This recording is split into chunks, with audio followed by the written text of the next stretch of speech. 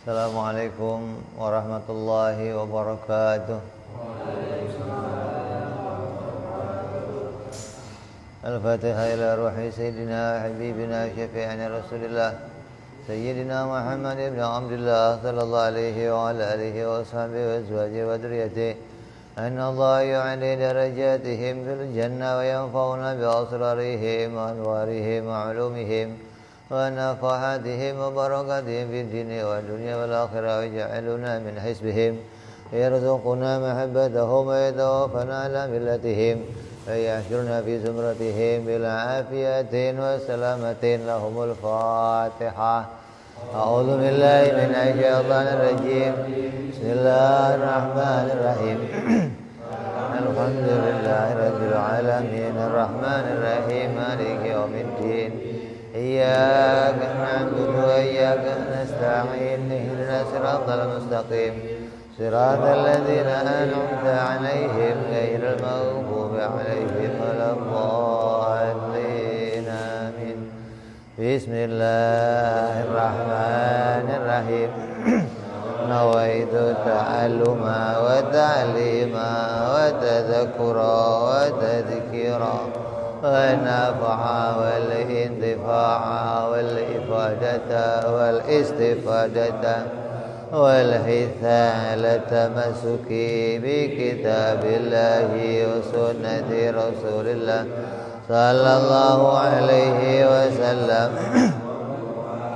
إلى الهدى والدلالة على الخير ابتغاء مرضاته وقربه وثوابه وحسن الخاتمة مع اللطف والعافية وصلاح العاقبة بسم الله الرحمن الرحيم الحمد لله رب العالمين وبه نستعين على أمور الدنيا والدين الصلاة والسلام على رسول الله سيدنا وحبيبنا وشفيعنا ومولانا محمد صلى الله عليه وعلى آله وصحبه أجمعين أما بعد قال مصنف الكتاب حضرة الشيخ سعيد بن كيارمية رحمه الله وغفر له ولوالديه ونفعنا به في الدارين اللهم افتح قلوبنا فتوح العارفين وبحكمتك وانصر علينا برحمتك يا أرحم الراحمين ila anqal apa?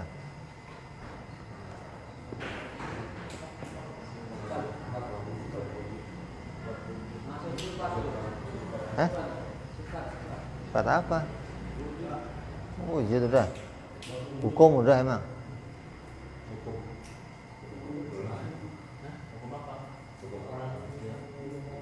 Udah. Wujud.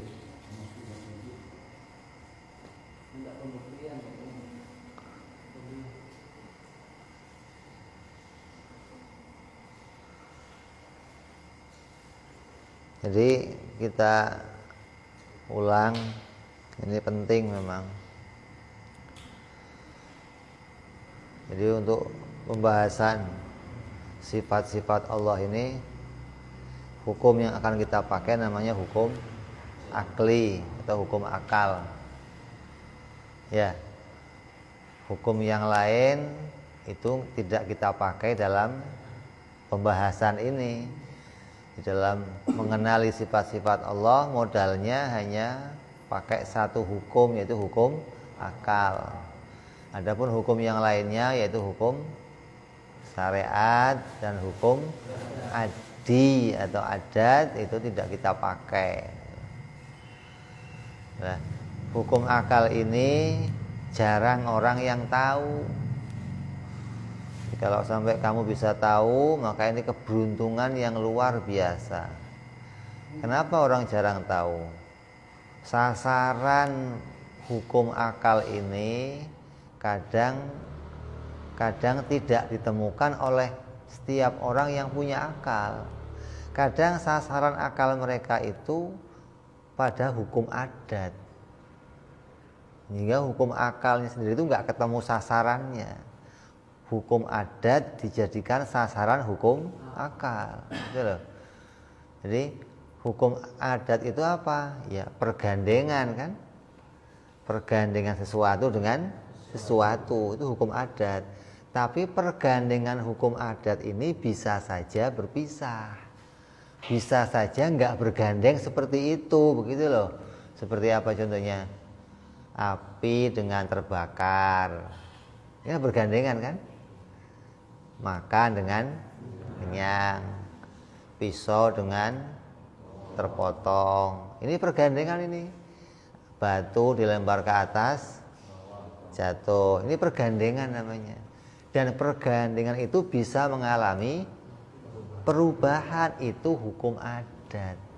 Keputusan pergandengan hukum adat itu enggak dipikir, gitu loh. Jadi bukan, oh kalau api terbakar, ini masuk logika. Itu bukan logika, itu bukan nalar, itu kebiasaan. Lah ini salahnya di sini. Karena dia nggak menyikapi, nggak tahu hukum, maka kebiasaan itu jadi sasarannya hukum akal. Dianggap pergandengan itu tidak bisa terpisah, gitu loh. Wajib api itu membakar. Wajibnya ini bukan wajib menurut akal. Kalau wajib yang menurut akal, pergandengannya nggak bisa dipisahkan. Itu wajib kata akal, gitu loh. Kalau wajib kata hukum adat, itu gandengannya bisa saja terpisah. Api membakar, maka kata hukum adat bisa saja api itu tidak membakar. Apa contohnya? Apa contohnya? Contohnya api nggak membakar apa? Nabi Ibrahim alaihissalam. Kalau kamu nggak mau jauh-jauh ya ke Banten aja lah, sono lah lihat apa? Debus. Pisau digosok-gosok nggak sobek, nggak terima api di tangan, dimakan apinya sekalian, nggak apa-apa. Masukin sini juga nggak apa-apa, paling rambutnya kebakar. Jadi pergandengan hukum adat itu bisa saja pisah. Lah, kadang orang karena nggak menemukan sasaran aslinya hukum akal, lalu hukum adat dijadikan sasaran hukum akal. Maka dikatakan nggak mungkin kalau api itu nggak terbakar, nggak mungkin kalau ada orang kena pisau nggak sobek, nggak mungkin. Ini nggak mungkin ada orang udah makan kok nggak kenyang. Ini dipastikan hingga seakan-akan dia tidak bisa dipisahkan. Ini yang sekarang terjadi. Kalau saya ngomong batu saya lempar ke atas, pasti nggak jatuh? Menurut hukum adat pasti nggak? Pernah nggak jatuh?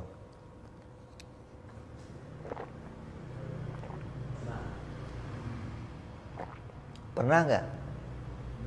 Kapan?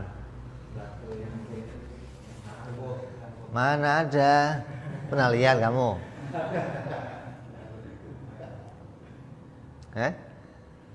Pernah nggak? Nah, karena nggak pernah, maka dipastikan seakan-akan nggak bisa dipisahkan. Itu salah.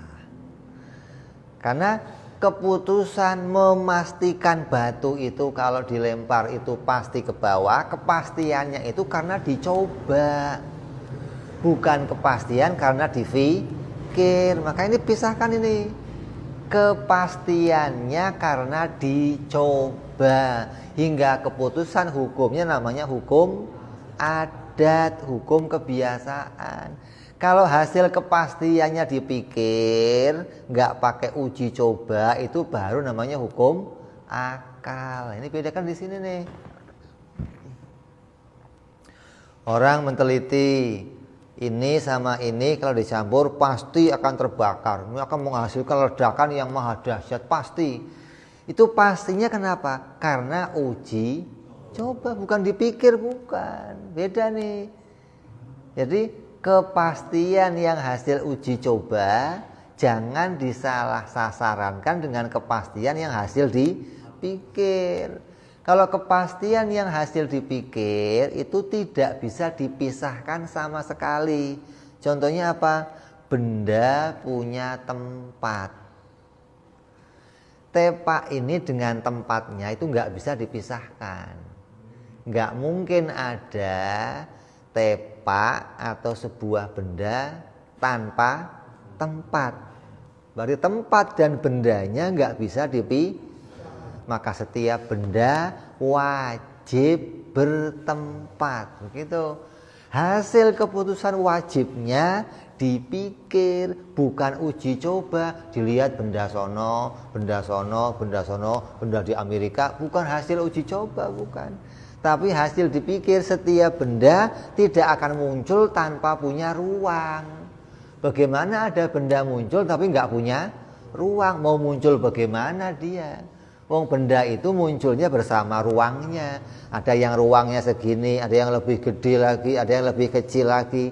Masing-masing benda muncul bersama ruangnya masing-masing. Maka ruangan bagi benda itu hukumnya wajib. Ya, wajibnya hasil dipikir. Hingga wajibnya, hukum wajibnya tidak bisa dipisahkan. Ini bedanya ini. Kalau saya lempar ini ke atas, jatuh, wajib jatuh, pasti jatuh. Tapi kepastian jatuhnya karena diuji coba. Diulang lagi, jatuh lagi. Diulang, jatuh lagi. Oh, maka pasti nih kalau ada barang dilempar pasti jatuh. Ini hukum pastinya berbeda. Makan, kenyang, itu uji coba. Makan lagi, kenyang lagi. Makan lagi, kenyang lagi. Orang kedinginan pakai selimut, itu uji coba. Kalau kamu pakai selimut, pasti hangat dah badannya. Ini uji coba. Dingin pakai selimut, hangat. Dingin lagi pakai selimut, hangat. Maka diputuskan, oh berarti orang pakai selimut itu kalau kedinginan bisa hangat. Hasil kepastiannya karena diulang-ulang, karena melakukan uji coba. Ini sasaran hukum adat. Nah, beda kan ini. Jangan terus jadi sasaran hukum akal, jangan. Sekarang ini yang begitu dianggap logika, logis. Batu dilempar ke atas, memang itu logis begitu. Itu bukan logis, itu namanya kebiasaan. Nanti kalau kita cerita Isra Mi'raj dianggapnya mustahil. Mustahil itu tidak pernah terjadi. Itu namanya Kalau bisa terjadi ya bukan mustahil. Lah Isra Mi'raj buktinya terjadi. Kok bisa dikatakan mustahil? Itu enggak logis. Kok enggak logis? Itu luar biasa. Nah ini. Kenapa kok luar biasa? Karena kan orang itu biasanya kalau mau naik ya ada kendaraannya, ada alatnya. Biasanya kalau mau ke sana butuh waktu yang lama biasanya. Kan kembali ke biasanya, bukan mustahil. Ini kadang orang-orang ini nggak menemukan sasaran yang benar untuk menetapkan hukum akal. Jadi hukum akal kembali kita tekankan, pergandengan sama dengan hukum adat, tapi pergandengannya nggak bisa dipisahkan. Itu wajib menurut hukum akal. Kalau mustahil bagaimana? Mustahil nggak mungkin bergandeng, nggak mungkin keduanya ini menjadi satu perkara, nggak mungkin. Seperti apa? Seperti apa? Benda tidak bertempat. Ini nggak mungkin ada. Benda tidak gerak, tidak diam, nggak mungkin ada. Benda itu sifat yang pokok dua, diam, kalau enggak gerak. Itu semua benda. Kamu cari benda apa aja, dia diam atau gerak. Nah, kalau ada benda kok tidak geram, tidak gerak, tidak diam, itu namanya mustahil. Lah, bedanya apa mustahil yang adat yang mereka temu? Kalau mustahil kata mereka adat, kalau Allah mau bisa saja Allah bikin. Nah, gitu kan? Kayak api biasanya membakar. Kalau Allah mau bisa aja api itu tidak membakar. Loh, kalau Allah mau api itu tidak membakar bisa, berarti panasnya api membakar itu bukan wajib. Buktinya bisa dirubah jadi yang lain. Tapi kalau benda tidak gerak, tidak diam, ini nggak bisa diciptakan. Tidak akan bisa diciptakan sebuah benda tidak gerak, tidak diam, nggak ada bendanya, nggak ada. Itu namanya mustahil. Itu asli mustahil. Perkara yang sama sekali tidak mungkin ditemukan. Seperti apa? Adanya Tuhan selain Allah. Itu mustahil. Mustahil ada Tuhan lain, itu mustahil, nggak akan ada, nggak akan. Mungkinnya saja nggak terjadi. Tidak mungkin terjadi. Kalau ngomong benda dilempar ke atas jatuh, mungkin nggak? Kalau nggak jatuh mungkin saja. Berarti mungkinnya ada kemungkinan, tapi kamu belum pernah lihat, begitu loh. Nah, kemungkinan yang seperti itu yang bisa terjadi menunjukkan itu bukan barang wajib. Kalau barang wajib itu tidak akan mungkin bisa ditemukan terpisahnya. Benda dilempar ke atas pasti wajib. Berarti benda apa saja kalau saya lempar ya akan jatuh. Enggak mungkin. Itu baru namanya wajib. Tapi enggak demikian nyatanya. Ini paham ini ya. Jadi kamu harus bisa misahin mana sasarannya hukum akal dan mana sasarannya hukum adat. Hukum adat itu hukum yang keputusan wajibnya itu hasil diuji coba dan nggak punya mustahil, nggak punya, punyanya luar biasa. Nggak ada mustahil dalam hukum adat, nggak ada. Api tidak membakar itu bukan mustahil, namanya luar biasa. Pisau tidak memotong namanya luar biasa, nggak ada mustahil.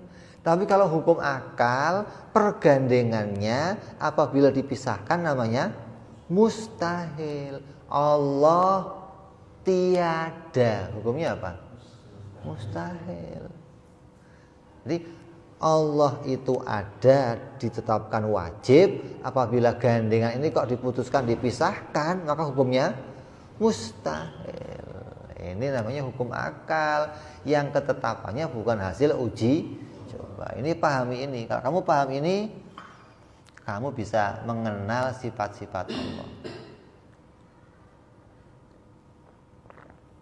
Kalau kamu nggak kenal hukum ini, ya sama dengan mereka, sama. Sasaran tembak kamu nanti salah. Artinya sebagai hakim itu salah mutusin gitu loh.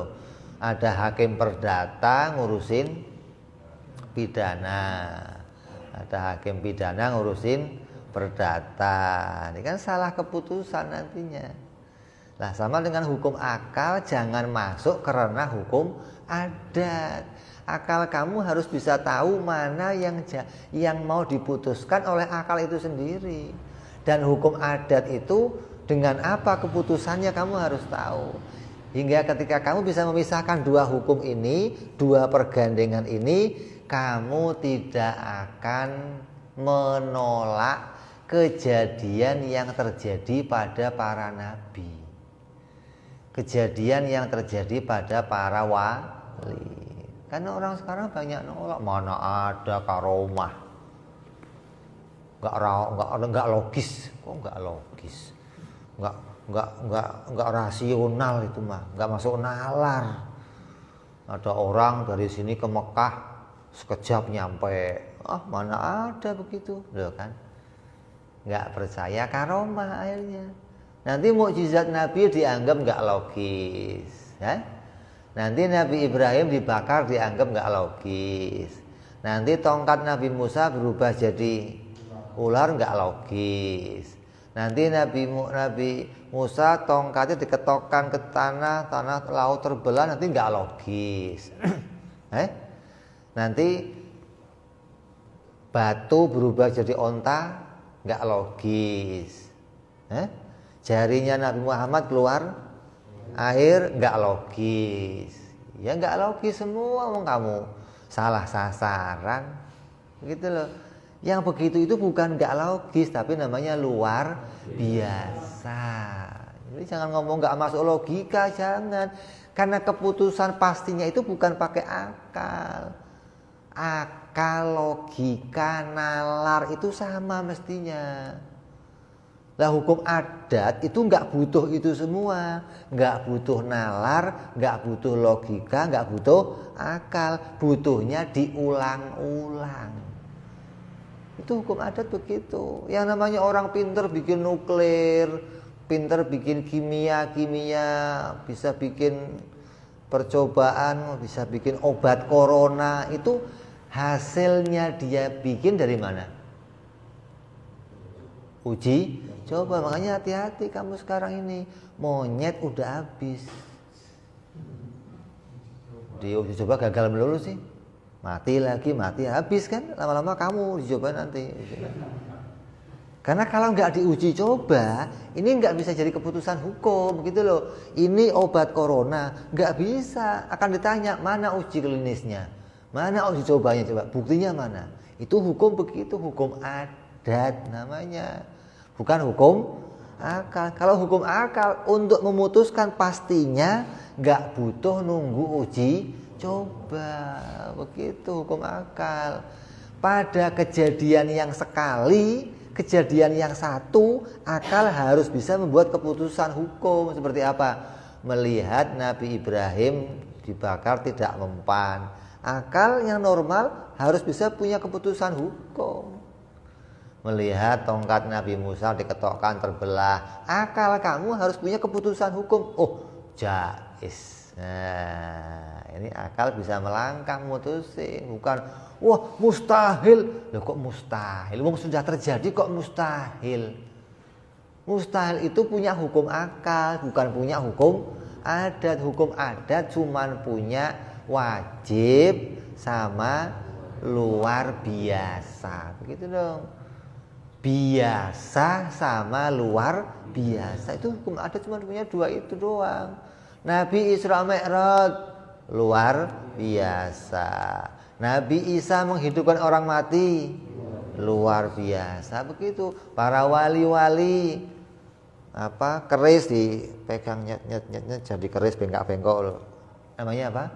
Luar biasa. Kalau kamu pakai empu kan ketak, ketok, ketak, bakar lagi api, tak. Tapi Nabi Dawud alaihissalam dipenyet doang besinya jadi baju. Oh, kok bisa? Namanya apa? Luar biasa, bukan nggak masuk logika.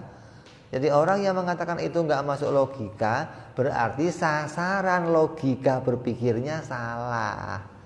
Hukum adat dimasukkan ranah hukum akal, maka jadinya kepastian hukum adat dianggap tidak bisa dipisahkan. Padahal hukum adat itu hanya dua perkara yang oleh Allah digandengkan. Aslinya itu nggak begitu. Aslinya makan sama kenyang itu aslinya yang bikin kenyang itu bukan makan, tapi Allah.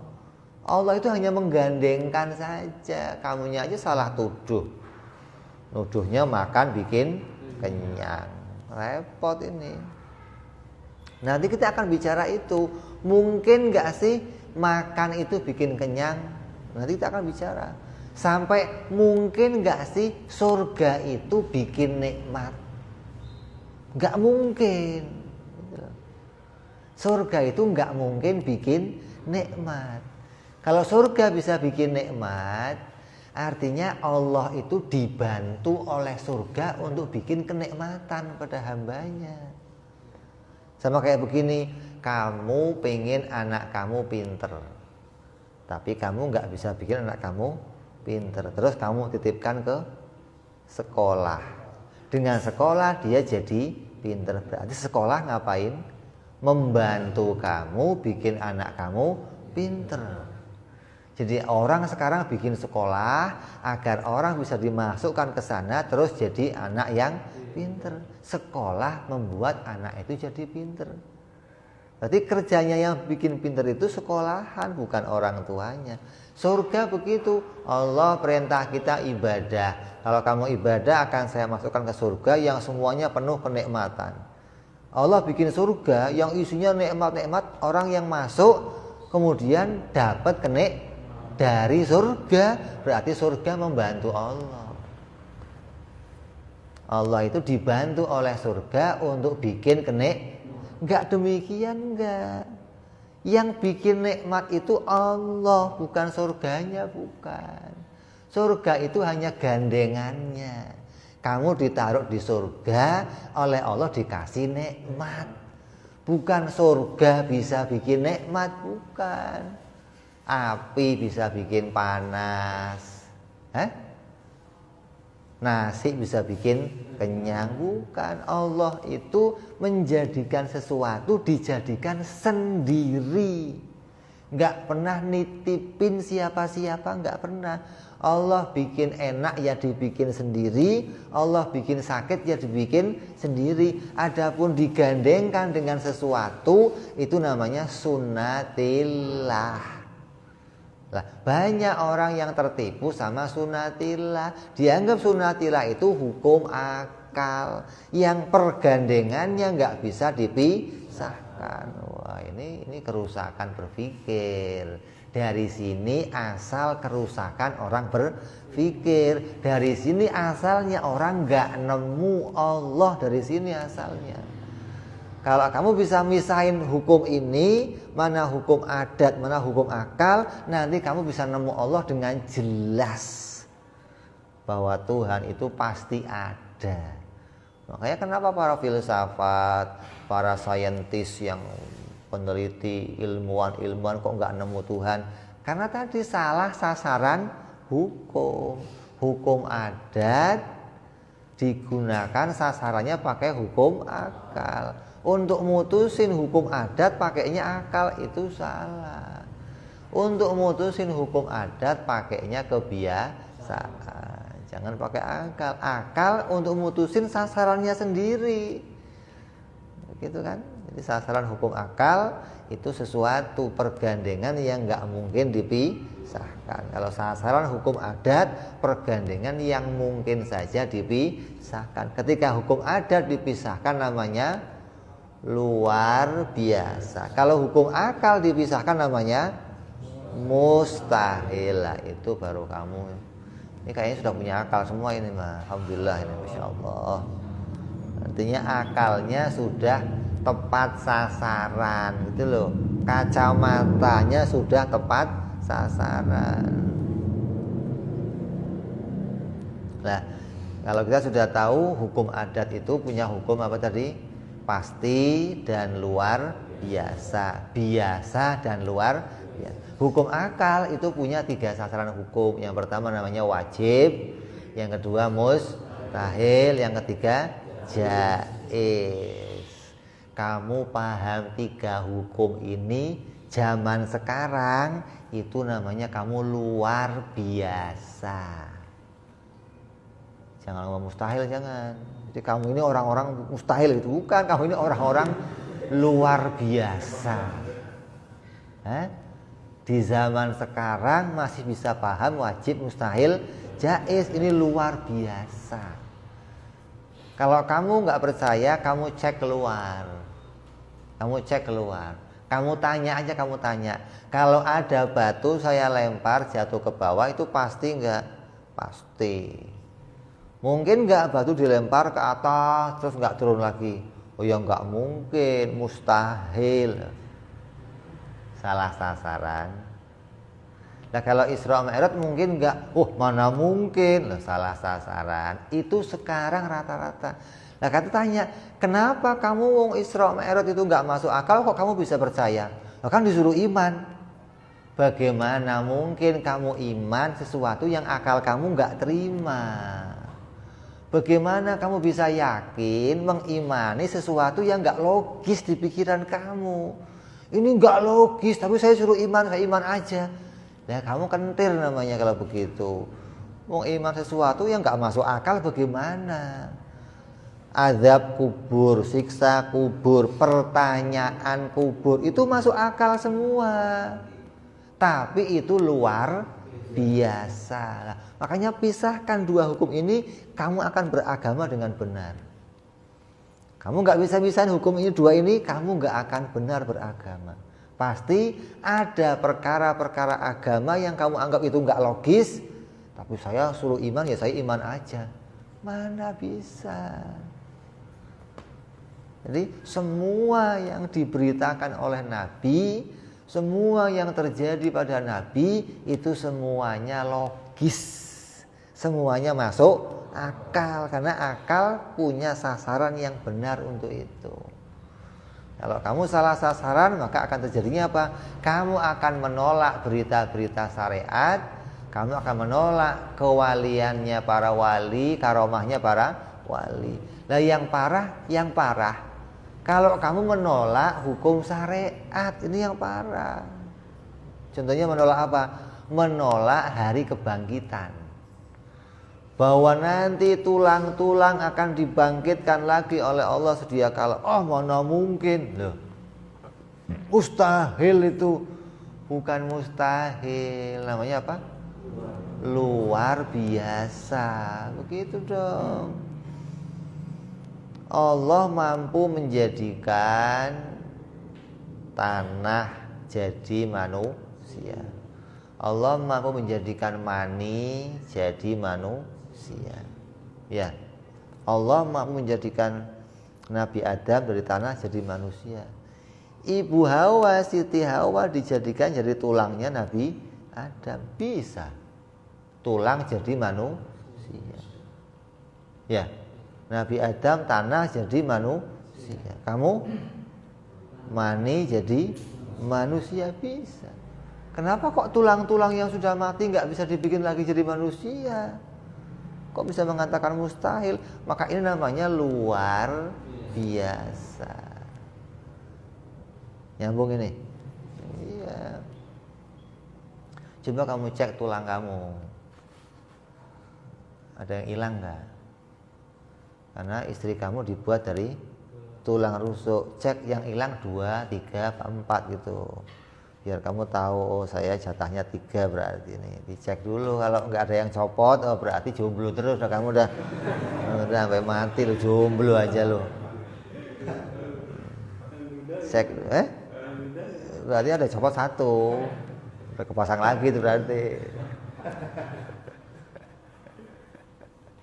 Ya, ini 2 hukum ini penting. Kalau nggak tahu ini, udah nggak lanjut, kita nggak lanjut. Artinya kamu ngomong belakang nggak bisa nyambung nggak. Ya, jadi 3 hukum ini wajib, mustahil, jaiz. Karena untuk mengenali Allah, nanti akan kita bicarakan 3 hukum ini. Apa yang wajib bagi Allah, apa yang mustahil bagi Allah, dan apa yang jaiz bagi Allah. Begitupun pada Nabi. Apa yang wajib pada Nabi, apa yang mustahil pada Nabi, dan apa yang jaiz pada Nabi. Ini 3 ini yang akan kita bicarakan. Terus yang pertama yang akan kita bicarakan wajib wujud. Allah wajib wujud. Kita mau mengenali Allah. Yang bisa kita kenali Allah itu ada. Udah gitu doang. Bahwa zatnya Allah itu ada, Allah itu zat dan zatnya ada. Kita nggak ngerti adanya zatnya kayak apa. Apapun yang kamu bayangkan dari zatnya Allah itu salah semua. Allah tidak yang seperti kamu bayangkan. Karena yang masuk di pikiran kamu semuanya makhluk. Allah bukan makhluk, maka nggak bisa kamu rekayasa. Jadi yang saya bisa tahu apa? Allah wajib ada. Itu aja udah. Jadi sifat yang pertama yang wajib kita tahu, Allah itu ada. Nah, diukur pakai hukum akal, ada bagi Allah itu mau ditetapkan apa? Oh, hukumnya mau ditetapkan wajib. Artinya apa? Ada yang wajib itu? Ada yang wajib itu ada yang tidak pernah mengalami tiada. Jadi adanya Allah itu tidak pernah mengalami tiada, tidak akan berubah menjadi tiada. Beda dengan adanya kita. Ini mewakili kita, mewakili alam semesta. Cukup satu, ini ada, mic ada, saya ada, peci ada, kacamata ada. Ini disebut ada semua ini. Kenapa kok disebut ada? Karena dia zat, dia punya sifat. Tiap-tiap zat yang punya sifat maka dikatakan ada, sesuatu yang berwujud. Jangan gambarkan wujud itu bentuk. Ini orang salah paham ini. Dianggap wujud itu bentuk. Allah itu berwujud. Oh, Allah nggak berwujud. Loh, Allah nggak berwujud gimana terus? Jadi wujud bukan bentuk. Jangan diartikan wujud bentuk, jangan. Ada wujudnya. Itu maknanya bisa ditemukan keberadaannya. Begitu loh. Allah itu ada. Maknanya Allah itu bisa ditemukan keberadaannya, bukan fiktif, gitu loh maksudnya. Kalau Upin Ipin itu fiktif. Kamu cari makhluknya nggak ada Upin Ipin. Ada? Upin. Atau Mr. Bean itu kamu cari orangnya nggak ada. Masa muncul dari langit celing begitu datang, nggak ada, orangnya nggak ada. Jadi kalau Allah itu ada barangnya, begitu loh. Jadi disebut ada karena perkaranya bukan fiktif, perkaranya dohir, nyata. Jangan dianggap perkataan ada itu mau menunjukkan Allah itu berbentuk, bukan. Tidak setiap yang ada itu berbentuk. Coba, yang nggak berbentuk apa coba? Adanya apa? Ya, zatnya apa yang nggak berbentuk? Angin, apa lagi?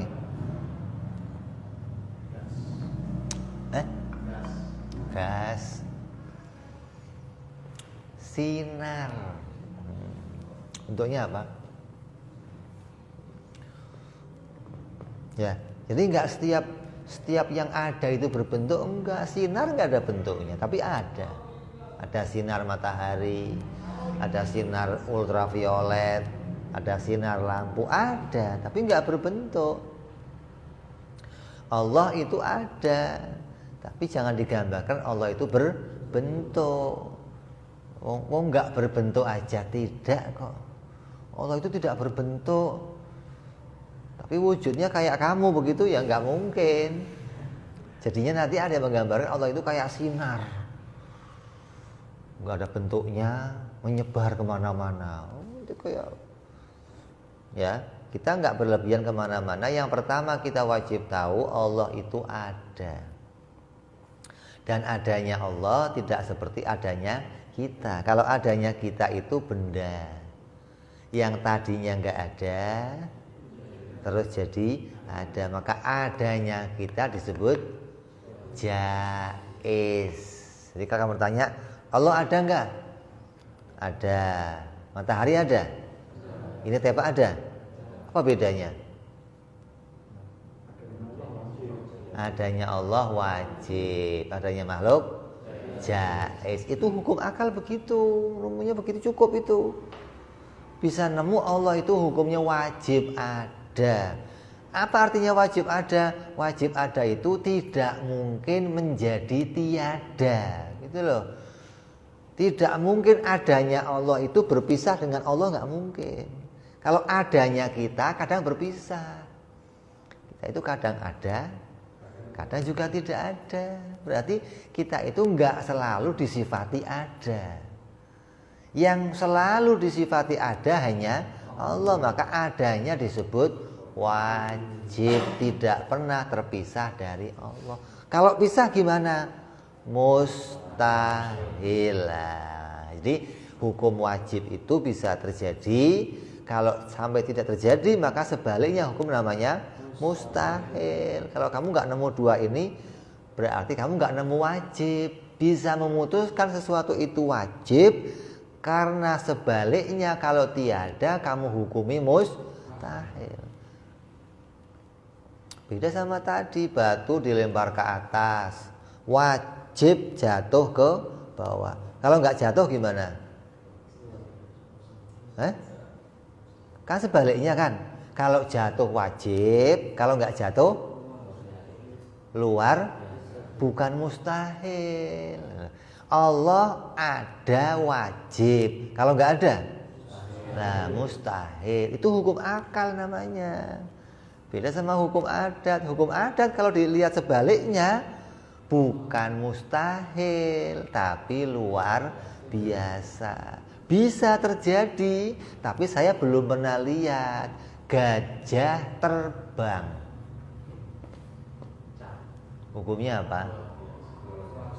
Hukumnya luar biasa, bukan mustahil. Begitu loh. Jelas ini, ya. Jadi melihat adanya Allah itu dilihat dari arah mana ketika mau dihukum pakai akal, ya pakai hukum. Adanya Allah apa? Wajib. Itu doang sudah. Adanya kita jaiz, ada boleh, nggak ada juga boleh. Nah, ada orang yang penemuannya Tuhan itu nggak ada. Coba. Dia berpikir, dalam berpikirnya menghasilkan kesimpulan Tuhan itu nggak ada. Caranya dia berpikir Tuhan nggak ada bagaimana? Karena pakai hukum adat. Dalam hukum adat itu ya kayak sudah ada penciptanya semua, sebab menimbulkan akibat. Kayak ya begitu semua. Kalau mau panas ya api. Lah mestinya kalau kamu mikir, bagaimana sih kok api bisa panas? Itu mikirnya begitu. Dari mana datangnya panasnya api? Apa tahu-tahu nongol sendiri jadi panas? Kenapa kok yang lain gak seperti api? Kamu nongol jadi laki-laki, kenapa kok ada yang nongol perempuan? Kenapa kok gak semuanya laki-laki? Kenapa kok ada perempuan, ada laki-laki? Ini yang membedakan ini siapa? Masa terjadi perbedaan sendiri? Kalau barang sama-sama muncul dari nggak ada menjadi ada, tanpa ada yang mendesain, maka kemunculannya ya harus sama dong. Dalam waktu yang sama, bentuk sama, keadaan sama, ya nggak boleh beda-beda. Masa beda-beda bagaimana? Kalau beda-beda berarti ada yang mendesain, ada yang mengatur, ada kreatornya itu ada. Nggak mungkin kok muncul dengan. Makanya di antara ayat-ayatnya Allah, tanda-tanda keberadaan Allah apa? Wa min ayatihi an khalaqalakum azwaja. Ini tanda-tanda begitu. Bukan justru adanya laki perempuan ini muncul sendiri. Lah mbok kamu yang nalar pikirannya loh. Ini gara-gara sasaran pikirannya hukum adat, hingga gak bisa nemu kalau ini tanda-tanda kekuasaan Allah menjadikan laki-laki perempuan. Adanya kan jaiz dua-duanya. Lah sesuatu yang jaiz sama-sama dari gak ada muncul menjadi ada, kok bisa beda munculnya? Ya, kalau kayak malaikat, sama semua. Allah mau bikin yang gak kayak malaikat. Agar apa? Agar jadi tanda keberadaannya Allah. Bahwa Allah itu sang pencipta ada. Mana buktinya? Ya itu adanya perbedaan itu. Bikin laki-laki, bikin perempuan, bikin keadaan yang lain. Ini tanda kalau Allah itu ada. Jadi kita mengimani adanya Allah, yang pertama dilihat dari hukum. Bahwa adanya Allah itu wajib, adanya kita jaiz. Kalau bicara lah adanya Allah yang kayak apa zatnya?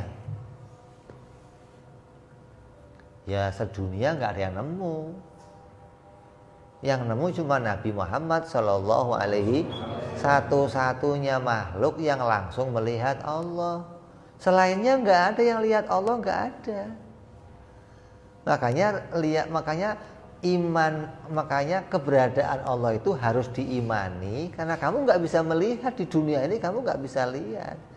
Yang punya kesempatan melihat satu-satunya hanya Nabi Muhammad SAW. Itu pun ketika Nabi melihat, terus Nabi kembali, ditanya kayak apa ya Rasulullah Tuhan itu? Gak ada contohnya. Kan repot mau nyontohinya. Kamu ketemu barang yang gak ada contohnya, gak ada yang lain yang seperti dia. Terus kamu pulang, kamu ceritakan tadi saya ketemu barang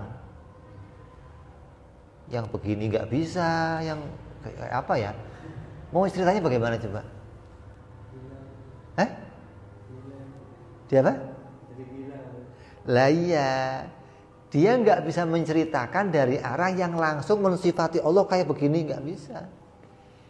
Tapi bisanya dari arah sebaliknya. Tadi saya ketemu barang yang nggak begini, yang tidak begini, yang tidak begini. Ini yang bisa kita kenali. Jadi kalau kita mau tahu wujudnya Allah itu yang kayak apa? Wujudnya Allah yang bukan benda. Begitu doang. Kenapa? Wujud yang lainnya pasti benda. Wujud yang selain Allah, wujud yang dia itu bukan Tuhan, pasti wujudnya namanya benda. Dalam bahasa tauhid namanya jirim. Atau disebut jauhar. Kalau dalam bahasa kita namanya benda. Apa sih benda itu?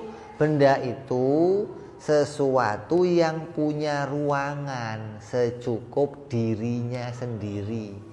Orang sekarang nyebutnya punya volume, punya isi pada dirinya. Gitu loh. Bukan benda itu yang menempat di atas meja, bukan. Benda itu menempatnya di mana? Benda itu menempatnya ya secukup ruangannya segini nih. Mau di atas meja boleh, mau di atas mic boleh, mau di atas kepala boleh. Tapi di mana saja dia berada pasti pada ruangannya sendiri. Dia nggak bisa tukar ruangan dengan saya, nggak bisa. Saya jadi kecil seperti dia membesar seperti saya, nggak bisa. Masing-masing sudah dikasih ruangan sendiri oleh Allah. Biarpun satu titik itu pasti ada ruangannya. Tidak mungkin ada sebuah benda tanpa ruang, nggak ada. Benda tanpa ruang itu dikatakan mustahil. Tidak akan pernah kamu jumpai, tidak akan. Nah, Allah itu zat yang tidak butuh tempat. Maka Allah itu wujudnya bukan benda. Wujudnya Allah bukan seperti benda. Kalau kamu katakan bahwa tiap-tiap yang ada itu pasti punya tempat, itu adanya benda. Tiap-tiap yang adanya benda pasti punya tempat. Itu yang biasa kamu temu. Jangan terus Allah kamu tarik ke kebiasaan kamu, jangan. Yang biasa kita temu, yang biasa kita lihat, semua yang wujud pasti berbentuk. Ada bendanya, ada ukurannya, ada ruangannya. Itu yang biasa kita temu. Tapi jangan terus kamu putuskan Allah juga pasti begitu. Ini keputusan salah. Berarti kamu mutusin Allah itu dengan hukum kebiasaan. Nah, ini kembali lagi ke tadi. Rusaknya orang mutusin Allah gara-gara nggak ngerti sasaran hukum akal, hingga diputuskan Allah juga punya tempat. Kenapa? Karena kan semuanya punya tempat. Nggak logis dong kalau nggak punya tempat. Loh, kok nggak logis? Itu namanya nggak biasa. Namanya luar biasa. Ada zat yang tidak punya tempat, ada zat yang nggak butuh tempat, yaitu wujudnya Allah. Kalau wujudnya benda pasti punya tempat. Tidak mungkin ada benda itu nggak punya tempat. Jadi ketika Nabi cerita, apa yang bisa saya ketahui tentang Allah ya Rasulullah? Ya Allah itu bukan jirim. Wujudnya bukan benda, nggak seperti matahari, nggak seperti bumi, nggak seperti kamu, nggak seperti saya. Kenapa? Matahari, bumi, kamu, saya, onta dan yang lainnya itu semua punya ruangan, punya tempat secukup dirinya. Itu kamu tahu Allah. Jadi nggak usah kemana-mana, nggak usah, dari arah itu saja kamu bisa mutusin. Jadi kalau ada orang kok kemudian dia mengambil kesimpulan Allah itu pasti punya tempat, itu kesimpulannya diambil dari hukum kebiasaan. Kamu biasa mendengar suara. Kamu biasa mendengar suara, orang ngomong pakai suara, komunikasi pakai suara.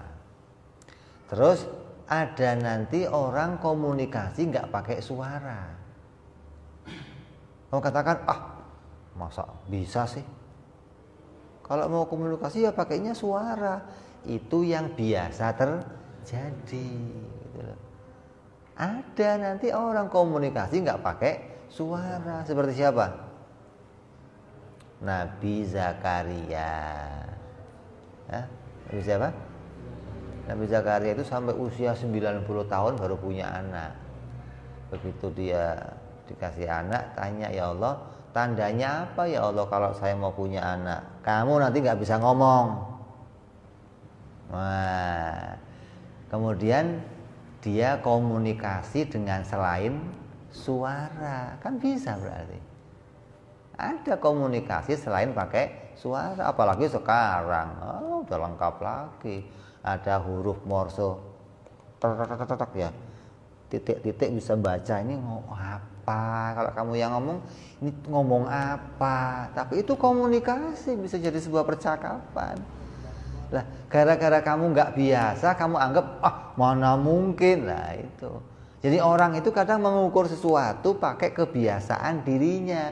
Tapi hukum ini jangan masuk ranahnya hukum akal. Hukum akal punya ranah keputusan sendiri, punya sasaran tembak sendiri. Jangan kamu arahkan ke arah hukum adat. Jadi adanya Allah itu wajib. Sebaliknya kalau Allah itu tiada, bagaimana? Hukumnya mustahil. Lah inilah yang namanya mustahil asli ini. Mustahil yang diputuskan hukum akal, bukan mustahil yang menurut kebiasaan. Dalam kebiasaan enggak ada mustahil. Gitu. Adanya apa? Luar biasa. Gitu. Jelas ini. Mudah-mudahan bisa dipakai untuk memperdomani yang pertama di hati kita. Kita paham akal kita paham hukum adat, hingga kita nggak salah mensifati Allah. Kita nggak menarik Allah seperti kebiasaan kita. Pasti ada tempatnya, pasti ada waktunya, pasti ada arahnya. Itu semua yang ada pada kita. Allah tidak demikian. Yang kita wajib imani pertama, Allah itu wujud. Wujudnya Allah tidak seperti wujudnya benda. Wujudnya benda itu punya tempat, wujudnya Allah mustahil punya tempat.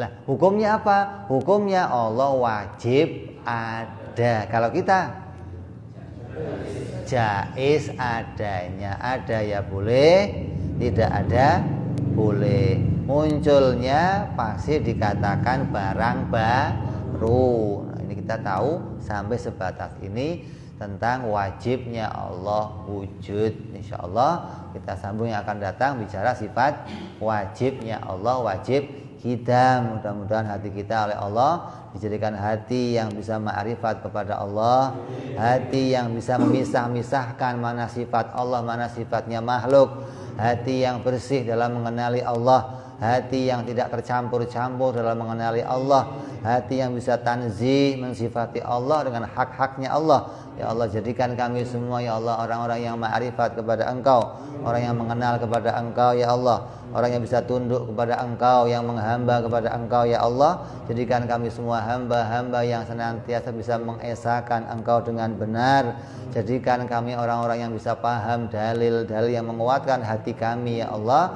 Jadikan iman kami bawa sampai kematian kami mati bisa mengucap kalimat la ilaha illallah, mati dalam keadaan husnul khatimah, selamat di dunia sampai di akhirat, bibarakati Nabi Muhammad sallallahu alaihi wasallam. Ala hadhihi niyyah wa ala niyatin salihah wa ila hadratin nabiyil fatihah. A'udzu billahi minasyaitonir rajim. Bismillahirrahmanirrahim. Alhamdulillahirabbil alamin arrahmanir rahim maliki yaumiddin.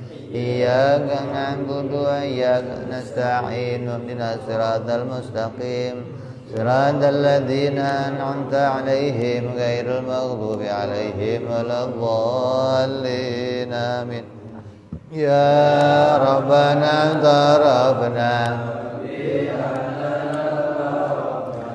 وأننا أسرفنا على لظى أشرفنا فتب علينا توبة تغسل كل حوبة واستر لنا عوراتي وآمن روعتي واغفر لوالدينا ربي ومولودينا والأهل والإخوان وسائر الهلان وكل ذي محبة أو جيرة أو صحبة والمسلمين أجمع آمين ربي اسمع فضلا وجودا منا لا باكتساب منا بالمصطفى رسولي نعظى بكل سولي صلى وسلم ربي عليه عند الحب وآله وصحبه عداد ضاس صحبي والحمد للإله في البدء والتناهي سبحان ربك رب العزة عما يصفون وسلام على المرسلين والحمد لله رب العالمين. Assalamualaikum warahmatullahi wabarakatuh.